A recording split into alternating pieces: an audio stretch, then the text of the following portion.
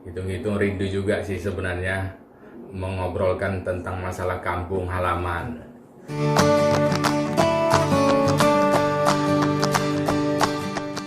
Halo kawan Bang Ismar, kembali lagi di Obras TV Channel, obrolan bebas with Bang Ismar. Obrolan paling bebas, paling santuy. Pada kesempatan kali ini kita telah kedatangan tokoh Labusel Labuan Batu Selatan, yaitu Abang Anda Bastaman Harahap. Beliau merupakan salah satu birokrat di salah satu kementerian Republik Indonesia. Makasih Bang Ismar telah menerima saya di sini untuk obrolan bebas. Iya Silakan, bang, perkenalan diri bang di Obras TV Channel bang, aktivitas abang seperti apa bang? Iya, selamat malam kepada semua pemirsa ataupun TV channel Bang Ismar. Aktivitas saya pegawai birokrasi di salah satu kementerian. Saya asli putra dari Labusel, Kota Pinang. Saya sudah lama bermukim di Jakarta, hampir sekitar 22 tahun lamanya. Hitung-hitung rindu juga sih sebenarnya mengobrolkan tentang masalah kampung halaman. Saya kira itu dulu pembukanya, Bang Ismar. Seperti yang Bang Ismar katakan tadi, kita akan mengobrol tentang Labuan Batu Selatan. Seperti yang abang bilang tadi, kangen tentang kampung halaman yaitu Labuan Batu Selatan. Di mana Labuan Batu Selatan ini salah satu kabupaten yang akan mengikuti kontestasi pilkada di 2020 saat ini. Bang, ada beberapa pertanyaan yang ingin saya tanyakan ke abang sebagai tokoh Labuan Batu Selatan. Kan Labuan Batu Selatan itu bang salah satu kabupaten yang akan mengikuti kontestasi pilkada tahun ini bang, dari 2020.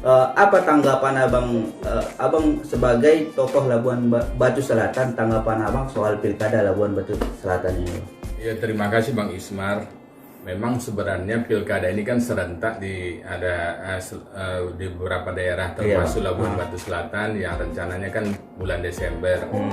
Tapi yang saya amati selama ini berjalannya waktu, kandidat-kandidat yang menjadi calon bupati dan wakil kelihatannya memang sekarang kan masih dari independen. Saya lihat baru satu itu yang lolos oleh KPU. Yang lainnya memang kelihatannya masih mencari istilah sananya sampannya lah ya.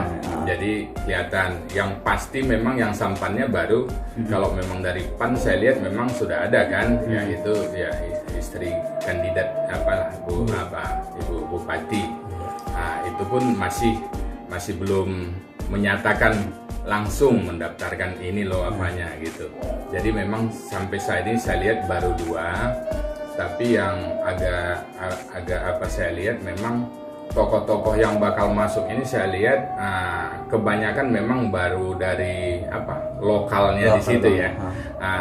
Lokal-lokal, jadi ada kelihatannya memang kurang.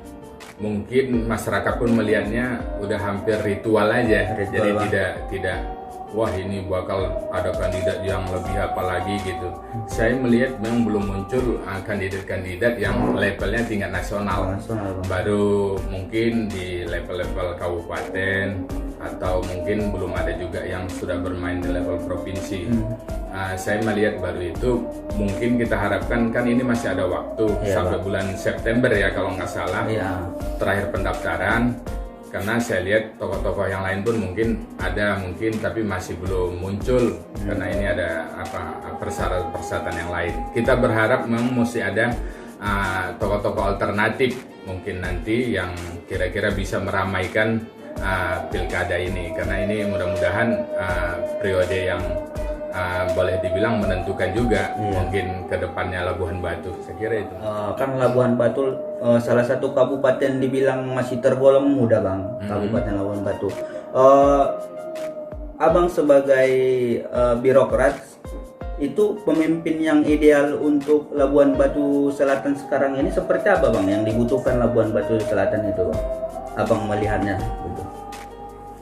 Sebenarnya memang kalau ideal Sebenarnya kalau bicara ideal memang Iya. terlalu luas sebenarnya. Terlalu luas banget. Nah, karena semua idealnya itu dicarinya dari mana. Sebenarnya yang penting begini, sebenarnya seorang pemimpin itu harus menguasai potensi wilayah daerahnya dulu ya.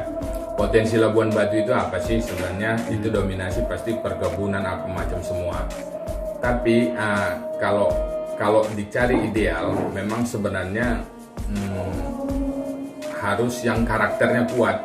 Karakternya kuat sehingga dia bisa menghimpun potensi semua yang ada di masyarakat Labuan Batu, baik potensi wilayah, potensi etnis, itu kan semua potensi. Jadi kalau dia bisa menghimpun kekuatan itu, saya yakin karakter-karakter yang dibutuhkan yang ideal tadi ketemu. Nah, itu mungkin. Jadi kalau dia tidak menguasai potensi kekuatan Labuan Batu itu, ya saya kira tingkat idealnya memang agak susah. Ya bang, inilah bang, siapapun nanti yang terpilih sebagai bupati di Labuan Batu Selatan, abang melihat sekarang ini tugas pertama yang harus dilakukan bupati, selain maksudnya yang dibutuhkan masyarakat, selain janji-janji kampanyenya bang, selain janji-janjinya kepada masyarakat, mungkin abang melihat sekarang Labuan Batu misalnya pembangunan secara infrastruktur misalnya kurang ini bang. Apa tugas pertama yang harus dilakukan bupati abang melihat sekarang? Kalau tugas pertama memang yang saya bilang tadi, potensi wilayah itu harus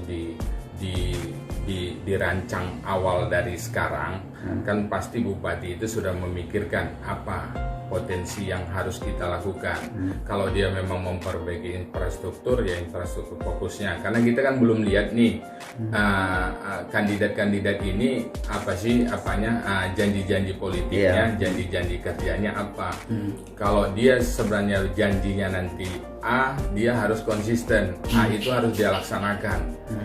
Contohnya umpamanya Labuan Batu itu sudah ada grand design-nya enggak sebenarnya. Kalau dia sudah punya grand design, kayak apapun yang sudah ditetapkan yang lama ini tinggal dilengkapi. Kalau itu dilaksanakan dengan konsisten, pasti Labuan Batu itu maju.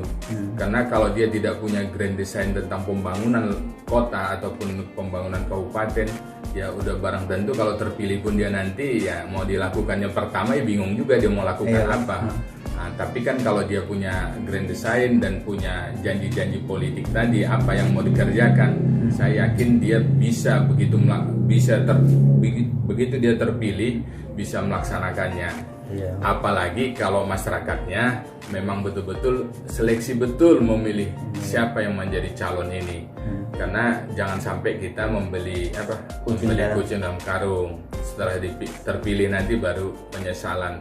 Saya kira masyarakat sana juga sudah terbiasa dengan pilkada atau pengetahuan mereka juga sudah maju, saya kira. Jadi mereka bisa menentukan siapa kandidat-kandidat yang bakal terpilih nanti.